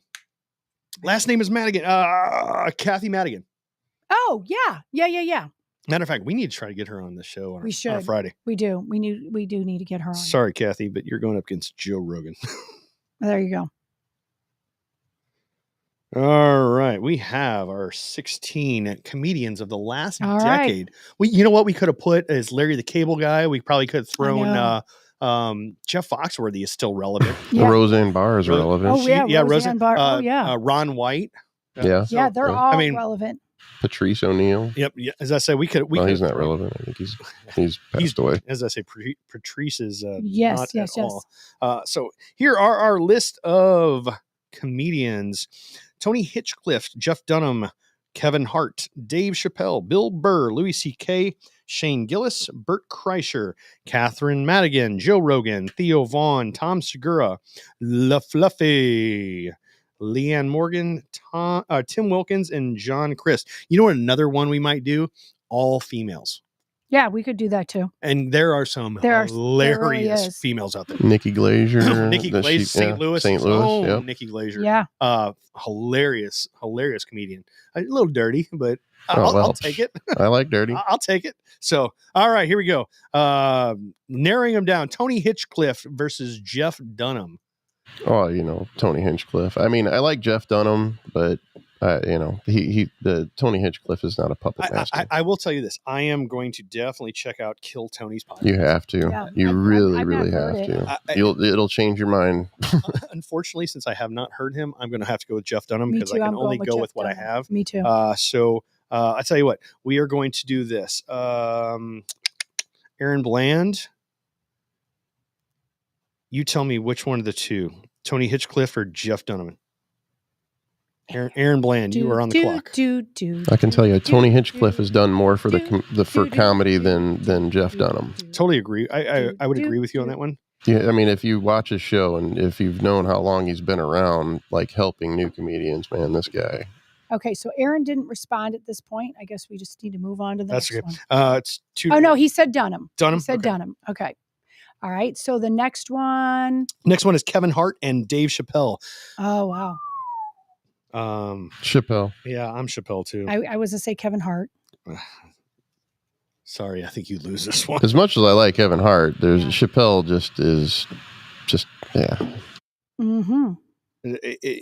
Yeah, I agree. Bill Burr and Louis C.K. Here's a nice little fight. Bill Burr, Louis C.K. Two hard-hitting comedians. Both of them I love too. I mean, I'm Have you ever seen F is for Family? The Bill Burr cartoon that's on Netflix. Yes, I have. Oh my god, yes. it's so funny. I tend to be more of that kind of trashy Bill Burr humor. So Yeah. I'm going to go with Bill. Okay, I was going to say Louis C.K., but it doesn't matter. I was out. Joe? I'm going to have to say Bill Burr because he's more relevant at this point, and that's the only reason because both of them. Here we go. Both of them have shows that I was like absolutely. Aaron Bland jumped in and said Bill Burr also. Okay, very good. All right. Have you seen Bill Burr? Only once. Oh, dude, you got to check it out. Once. There's a one he did. What's that? What the amphitheater where it's the Rock, the Red Rock. Yeah, the Red I'm gonna Rock have to look Theater in into it 'cause Colorado. I've only seen him once. Check out the Red Rock Theater, Okay. Bill Burr's. I'm gonna Oh, write this down. it's just downright funny. Shane Gillis and Bert Kreischer. Shane Gillis, Bert Kreischer. Bert. I was thinking Bert too. Okay, I don't know either one of them. You have not heard you? No. Oh, you got to see Bert No. Kreischer. Bert Kreischer he does his whole show with no shirt on, and he's got a beer belly. Yeah, I've not seen it, so I'm gonna have to look. No. That's hilarious. You got to definitely check out Bert Kreischer. Oh, and they said a new movie out by him by Bad Dads. Okay, now that I saw. Bad Dad? Is he in Bad Dads? I don't know, but Bill Burr. Bill Burr. Yes. okay. Yeah. I actually have seen. I could see that. Yes. Got it. Okay. One of the things with his kid goes to one of those hoity-toity I saw preschools. it. Yeah, it and made me laugh. he shows up 2 minutes late, and this lady is ripping in a new one, and so on and so forth. And he basically, if you have not seen Bad Dad, just watch it. That clip of the movie right there is just and it just it's worth dawned the whole on movie. me. It is. It just dawned on me what it was. That is our educators today. Oh, I hell was yeah. surprised that I did see that movie, and it was so funny in the fact that they were both so cliche. One would have been the white Trump supporter, Ron DeSantis, whatever, and then she was just the Oh yeah, can't talk like that. Oh gosh, So I mean, it was obvious. Both actors did a phenomenal job. They did. Catherine Madigan and Joe Rogan. This is probably going to be a slaughter fest here. I love Catherine Madigan, and if you have not seen St. Louis's own Catherine Madigan, look her up. She is funny. She's that good old Irish Catholic, I don't give a shit type of comedian, but she is funny. Unfortunately, I'm going to have to go with Joe Rogan.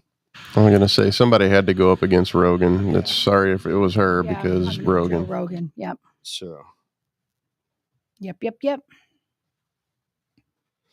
Theo Vaughn and Tom Segura. This is a nice little battle right here because both of them are hilarious in their own rights. And I'd say they're kind of equal as far as popularity. And very stuff. much so. I'm a Tom Segura fan. I really enjoy his comedy because it's just that dry, stupid humor.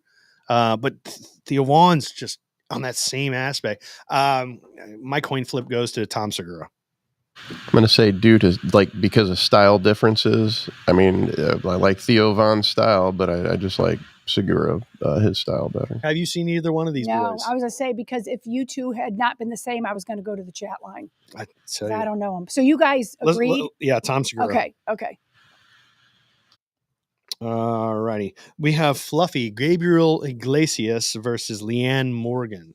Gabriel Iglesias, the Fluffy versus Leanne Morgan. I mean, you couldn't have two different comedians. I mean, they're completely they are. Yeah. You have Fluffy, you have Leanne. I mean, this is personal preference here. I've seen more of Fluffy than I have Leanne.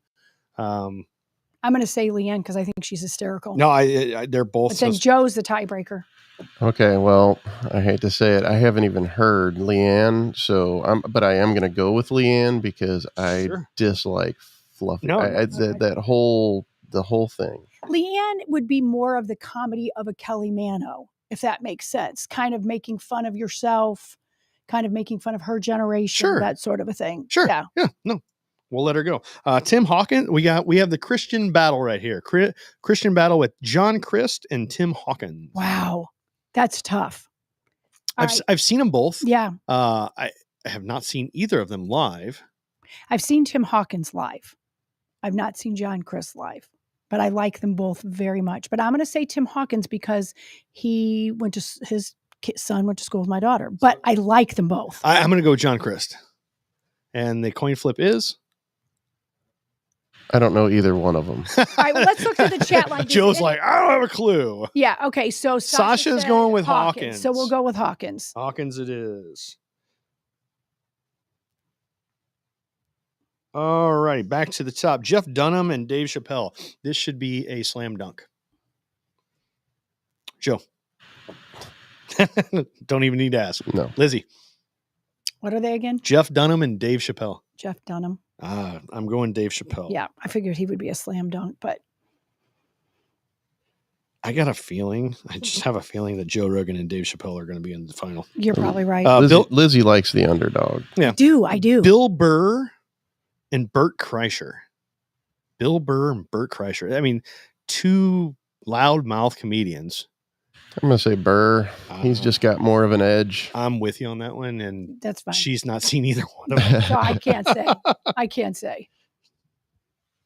As we all have found out today, that Lizzie's comedy chops are very small. They really are, because all of my lists. It's not surprising. Yeah, I know. She hangs out with little bald girlfriends. I do. I have little bald girlfriends. I mean, if you had said Miss Rachel, I could have said, but I mean, I'm really, I will slaughter the older ones. Oh, the older ones. Oh, good Lord. Yeah. If we go back to, we'll do that next time. Pre 80s. Yeah. Right. There is so many powerhouses back there. And then when I was thinking about this, the ones I was thinking about is like, Richard Pryor. Mm-hmm. I know he was on my list, and the conductor, George Carlin. Yeah, I mean, they're all on my list. Those guys there. I mean, Robin Williams, Eddie Murphy, Bob Hope, and then Eddie Murphy. Put them all on here. Dean Martin, and all those roasts. Tim Allen. If you ever get a chance, look at all those old Friars roasts. They are hilarious. Carol Burnett. Well, I'm showing my age. Well, I'm 42 and I watch all that crap. Yeah. It's hilarious. Joe Rogan and Tom Segura. This is a nice little battle here. Mm-hmm. I'm going to go with Tom Segura. Joe's going with Joe Rogan, probably. Yeah. I mean, Joe Rogan's done a lot for comedy. Yeah, I mean, Joe Rogan. And Joe Rogan, hey, they're both equally as funny, but definitely Joe Rogan is he's an icon at this point. And then, Jeannie on the text line says Steve Carell, Louis C.K., Ben Stiller, Amy Schumer. A lot of those are in those late 90s. Yep. Don Rickles for Steve a classic. Martin. Yeah, Steve Martin is my favorite. Red Fox. Tim Conway. St. Louis's own Red Fox. St. Louis's own Red Fox. All right, last one before we get to the final four. We got Leanne Morgan and Jim Hawkins. Tim Hawkins? Tim Hawkins. Did I say Jim? Sorry. Tim. Oh. Can't even read my writing. Leanne Morgan. You know what? I haven't seen enough. Yeah. Leanne Morgan either one of them to really bigger. make a decision. And Joe's over there flipping a remote, and he has no clue. All right. So people on the chat line. We're gonna chat line, because I like them both. I would probably, and I would only say Tim Hawkins because I know him, but Leanne. Yeah. All right. So to the chat line, so you guys are going to make the decision. Leanne Morgan and Tim Hawkins. Leanne Morgan and Tim Hawkins. We have one Hawkins so person. far. Apparently, the chat line doesn't know him. Like, it really doesn't matter because it's going to be Rogan. Yeah, Rogan. Yeah, it does. Okay, and there's two Tim Hawkins, so we're going to say Hawkins. Sorry, Tim, you have no chance in. But he's at least on the list. Hey, you've made it to the final. You made it to the last four. That's all right. You ready for this one? Okay. Dave Chappelle, Bill Burr. I mean, you know where I'm going. I know where I'm going too. Yeah. What are you two saying? We're gonna let you go first. I'm saying Chappelle. Well, yeah. Okay. It's but I don't. You know were the tiebreaker. There wasn't even a tiebreaker. Yeah, there wasn't a tiebreaker. It was a 3-0. Yeah, that was unanimous. Okay. And I kind of had a feeling that this was going to happen. I don't even have to ask. It's Joe Rogan. So I don't know. We're just going to make it Joe Rogan, and Tim Hawkins. Well, I'm going to say Tim Hawkins, but you guys are going to say, yeah. I'm going Joe Rogan. Yeah. All right. The final two in the cancel this top picks. Comedians in the last decade. We could have cut about 10 minutes off. Right? But you know what? That wouldn't make a good podcast. Well, and that's why the old ones are going to be more interesting. The old ones are going to really be hard because you know what we're going to have to do? We're going to need probably 2 more people in the studio or something. Mm-hmm. I mean, if we have to, we might have to go grab Kevin Malutnik. Yep. And we should have a local comedian come in. I agree. Yep. Either that or, maybe one of these Fridays that Eric's not here, we can do the segment and I'll come in on But a Friday. you could still come in, even if Eric's here. I can come in. Kelly, you could be over there or wherever. Yeah. So come in. Yeah. All right. Drum roll, please, for the final. Do. Dave Chappelle, Joe Rogan. If I'm going first, I'm going to have to say Chappelle because he's got more of an edge and he is definitely more. Does anyone have a political? Does anyone have a coin? Right. Really? Okay. I mean, that's the only reason. What did you say? I'm a coin flip. I really am. Okay. So what'd you say? You said Chappelle? Yeah, I said Chappelle because he's got that edge to him, and they're both equally as popular. It's just that Chappelle is a little more political, a little more. Joe Rogan still likes the lighter side of humor. Chappelle is definitely Chappelle punches. Yeah, and he knows how to punch. Yeah. and he knows how to speak out about things. All right, so Chappelle. Two of you for Chappelle. Mhm. You know what? I'm going to go with you. I think Dave Chappelle Yeah. has made a huge impact, and even when he disappeared, Not just in comedy, but politics also. yes, I mean, the two. I'm not a big fan of watching SNL, but I do watch. I don't it. watch it anymore. I used to love it. No, it used to be funny. It was so. It used to be funny, and those couple, especially the election night when Trump won, they had Dave Chappelle and Chris Rock, and that one skit where all of the it was just basically Dave Chappelle and Chris Rock sitting back watching all the other white players. Just it was all obviously scripted because, but the typical the white people are losing their mind. But the one thing that I saw on one of Dave Chappelle's comedy shows, somebody hollered out and goes, "What would you do if Donald Trump was the president?" And he came back with said, "Probably not pay as much taxes." Yeah. Or probably get a tax break. And Yes. and the thing is Dave Chappelle is smart enough to know. Yeah. Duh. Yeah. And that was a good answer to say, because everybody knows that. Although, you know what? This is, you guys probably all know, what's his name? J.C. Corcoran. Yeah, I know. Yeah. Okay. So he has his show Facebook page on, and it came across my thing yesterday, and it was interesting how they were all defending Joe Biden. And so I don't get a chance to watch a whole bunch of real people defend Joe Biden.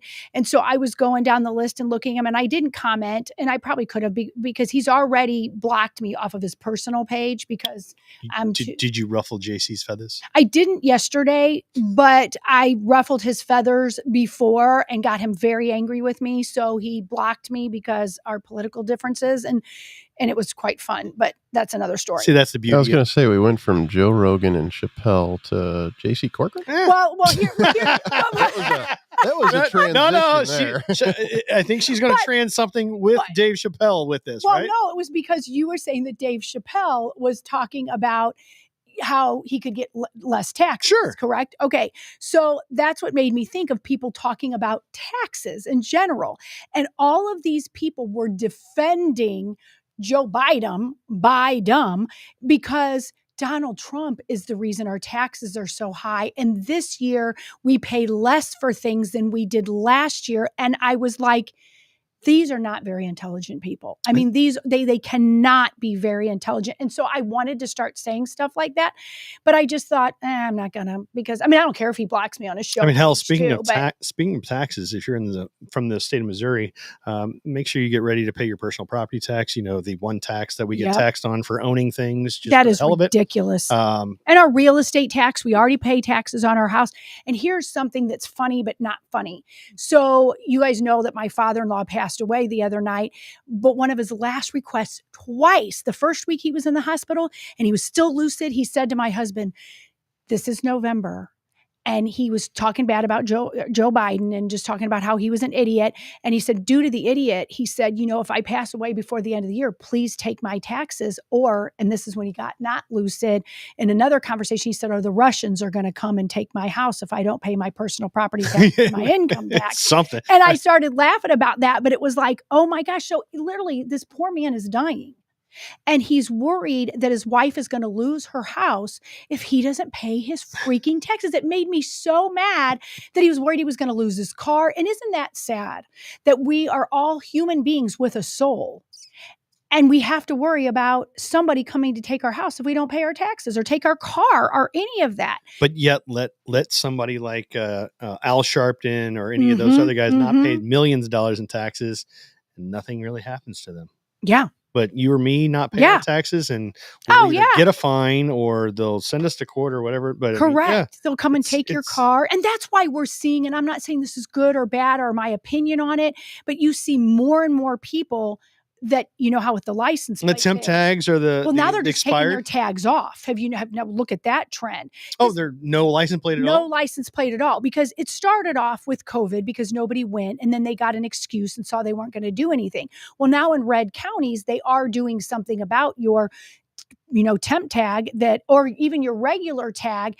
But look around now and see how many that don't have plates at all. I'll pay attention to that more. Yeah, I I noticed usually that a lot. I usually play the game of how old is your temp tag. Uh-huh. But I never paid attention to, do you even have a tag? You even have Right, a right. license plate on your car? And it's almost to the point to where, depending on what the fine is for not having it, Mm-hmm.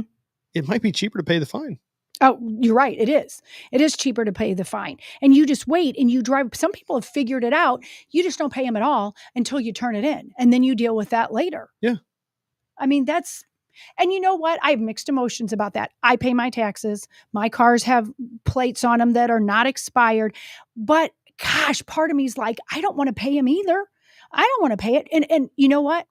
I'm all about having good roads and all that kind of stuff, but I don't like paying the public schools right now. I'm sorry, I don't. My kids go to private. I agree.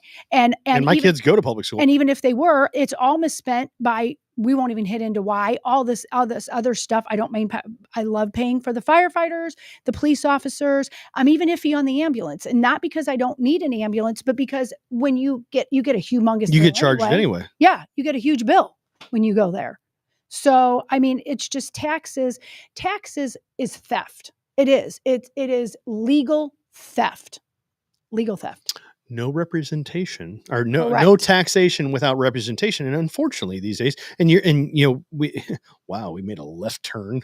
we went from Dave Chappelle to taxes. I love it. Well, we always have to but we actually had some, so even at that point, you've talked about your son-in-law, and I've talked to friends of mine that are in the state legislature, and I'm going to get on my soapbox for a moment if I can. Go ahead. Go ahead. We've talked in the state of Missouri about personal property tax. Yep. You get taxed when you purchase a vehicle. You get taxed every year for owning that vehicle, and you get taxed. Yeah. You get taxed if you sell it. Every time that vehicle is sold, they tax it. Mhm. So it's to the point where I kind of envy California.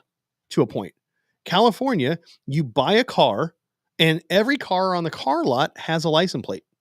Oh, every car. I'm not sure I knew that. And if I'm wrong on this one, I will be more than happy to say oops. But I believe at one point in time, and I think it still is in California, if you go to buy a new car, there's a license plate already on the car, and when you purchase that, you pay the taxes once. Oh, right. Oh, once. Once when you buy when the car is purchased. At the first time, it's paid taxes. If you sell it in the state of California, now, if it was sold in Missouri or anything else like that, the laws are different. But if you continue to sell that car in California, the taxes have been paid once. Yeah. Well, and that is one good thing, I guess, about California, because having to pay it over and over. And have you noticed with personal property tax, it used to be the next year it was a little lower and the next year was a little lower. I've noticed that they're either the same or even slightly higher. It's gotten slightly higher because the value of used cars have went up. Oh, of course they did. Of course they did. Yes, because, my 2000 whatever, thing with 300,000 miles on it is now more valuable now than it was 2 years ago. Isn't that crazy? Yes. Sell. Yeah, as I say, and that's the thing is if you have, and you can go on different websites to kind of track the value of your vehicle, kind of like your house. It's like, wait a minute, this thing's worth more than what I bought it for. Mm-hmm. I've talked to people that. Well, they also say that the new cars are going down in price, though. Yeah, I've seen some of them. I still can't afford a $60,000 vehicle. Well, I mean, you're lucky if it's 60. A lot of them are even higher than that. You can't get a pickup truck now for less than 85. I'm not understanding why they're going down in price. Is probably because the inventory is too much. Yeah. They have a lot of things sitting on there because, people like me and you and if you remember during COVID, with money bags over here, right. The $80,000 car. I don't have an $80,000 car. With the microchip shortage. Yeah. Well, my car might have been new, but it's not new.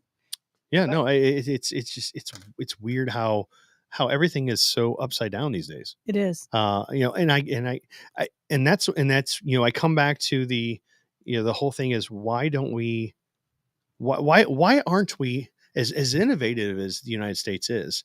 And I understand, I'm not obtuse that yes, things are made cheaper in China. I get it. Taiwan, outsourcing because you have lower wages and all the whole. I get it. I'm not stupid, but the fact is, why can't we, with all the technology and all that, why can't we create a company in the United States to where we can have these chips made to where we are not dependent on another country? But the problem is that one chip is probably going to cost 10 times the amount as what it would from China. There used to be a place in O'Fallon called MEMC, and I used to work there, and they made the wafers that the chips go on. And yeah, I mean, I don't know if they produce that anymore there. And I'm pretty sure that manufacturing went overseas because it's so expensive to produce here in the United States. Yeah. So, I mean, it's one of those things where, folks, we gripe and moan, oh, we need to, make things in America. And I know we had these unions and everything. I'm not going to bash on unions, but I saw a vehicle the other day when I was driving home from hunting up north, and it was I believe a Dodge Ram or some kind of pickup truck. And it said, union money on the back of the window. I don't know. And I'm like, yeah, you're pulling out of Walmart. Oh, so union money is what paid for the Ram truck. Apparently they pulled out. So of they, Walmart. they might've been a union employee, but you pulled out of Walmart, out of the Walmart parking lot. Right. Okay. There's a lot of hypocrisy, not just with people that are union. Because I remember years ago, my brother owned an auto body shop. Sure. And he bought like a paint booth, and he bought one manufactured out of China instead of the United States. I'm not saying it's right. I'm just telling you that's what he did. And it was a lot less. I mean, we're talking about almost 50%. And so one of my cousins just came unglued because he is a union electrician. And so they had we were all camping, had this whole discussion sitting around the campfire and basically calling, my brother an America hater and all this kind of stuff. Okay. And I didn't know what to say about that exactly at the time because we're going back 20 years. So now the same cousin who's still a union electrician now is all, oh, Ukraine. Oh, it's okay if we buy over from China now. China's good. Yeah, spend billions and billions So of dollars. isn't that funny how they flipped because of the agenda? It was back then, I think most of the union people had the right mindset. Let's buy American made and all that. And now it's like, okay, the union is going to pay for it, but we don't care where we get it. So look at how the times have changed. Oh, I always used to laugh, especially because we had in the St. Louis area, we had a Chrysler dealership. Or not a dealership, Chrysler plant over there in Fenton. Yep. And if you did not drive an American, I'm going really weird with this, American-made vehicle. Mm-hmm. And honestly, I don't know if it's American-made. It might be American assembled. Yeah. But we know. Well, I think it's still that way. When Yeah. I went out to the UAW hall and did research for the show, yeah. I could park in there because I have a GM. Right. But if you were any foreign car, right. you could not park in the lot. You could come there. You could even still work there, but you could not park in the lot. You had to go park on the street. Matter of fact, I remember because I have some friends that their dads worked at the Chrysler plant, and they drove Ford pickup trucks. Yeah. And because they weren't Chrysler products, right, they had to park all the way in the back. Yeah. And there was a parking lot for the foreign cars, which was even further back. So it's I kind of understand. I owned a preschool, and I wouldn't want people who worked for me to come in with a KinderCare shirt. Sure. So I get that. I get that. And I even got, when I went to the UAW, it didn't just have to be GM. It was just any one of the basic four. What is it? The 3-4 motor company. Didn't you say that somebody pulled up in a Tesla? They did. They did, and it was a worker. It's American made. He pulled up in a Tesla, and they sent the police over to tell him to leave. And he's like, "Nope, I'm not going to leave. Even though I have a Tesla and I work here, I'm not going to leave because you brought in the electric car lovers here." Yep. Meaning the Corey Bush and who else was it? Tashara Jones or whatever were there. So, he was an African American man, got out of that Tesla and was telling those people that I can drive whatever I want to because you brought in liberals in there. So I thought that was pretty badass. Yeah, I it's enjoyed weird. that. The manufacturing. I mean, this country was built on manufacturing. Was built on strong work ethics and all the rest of that. And it's like they still preach it. Yeah, but they don't practice what they preach. Correct. They don't practice they what they preach. They still hit the drum for this, that, and the other. But when it comes to putting your boots on, putting your pants on, going and doing the work. Sorry, but it's like Joe said earlier. This generation is just they're lazy. This generation is lazy to a point. They expect and my daughter and I were having this discussion because they're starting to do a new thing in the school district where they go to school. Is in the high school, it's called a 4-year plan. Okay. Mind you, she's a freshman in high school, so she's in the first of the 4 years. They just started this initiative of 4-year plan. So in her situation, she has the next 3 years to kind of line out her high school, whatever. And here's one. I see it two ways. I see it as a positive to kind of direct students in a certain way. So like, you and I know, and Joe knows that you're going to change your mind 6 times, even in college. I mean, you might walk in and say, I want to be a doctor. And by the time you get out of college 5 years later, you just have a business degree. Right. That happens going to change a lot. So I was talking and my daughter was saying, we have this new thing and she goes, I need your help. And the fact that my daughter asked me for my help. Don't you love that? I love that. But I said, explain to me what this is.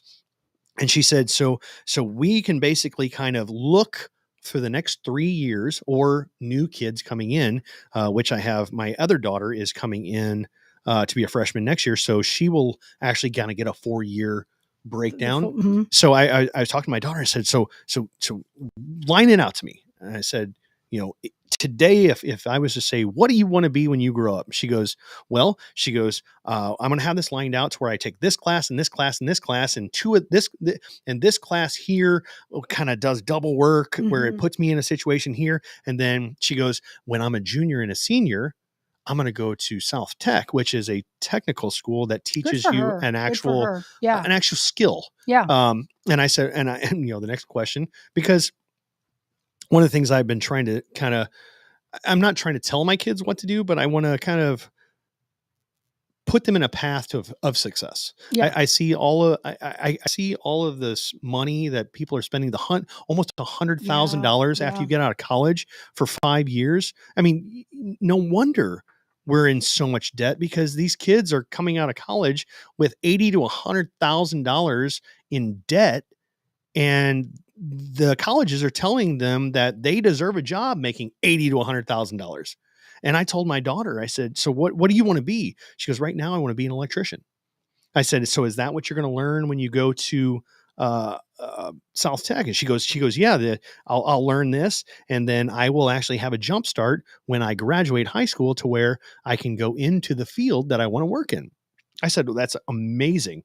And like Pam said, tech schools need to come back. They sure do. And I told her, I said, here's the cool thing.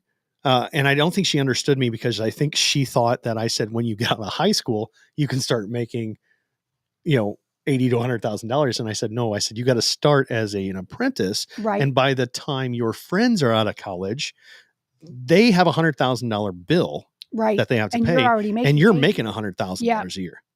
And so she kind of looked at me and she's like, the light bulb just clicked and she goes, oh.